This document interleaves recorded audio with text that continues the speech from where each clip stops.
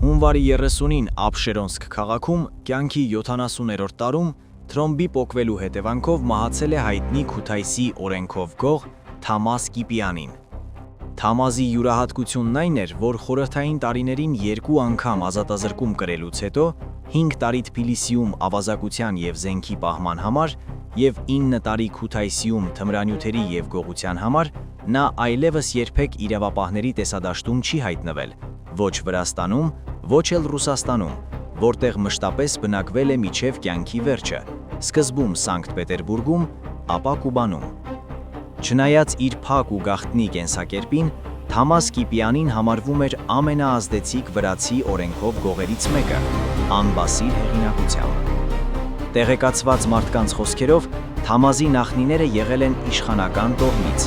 սա էլ բացատրում է հանգուցյալի հետ կապված նրան վերագրվող բացառիկ մարդկային հատկանիշները։ Մեկ ամիս առաջ Սոչիում մահացել էր Թամազի կինը։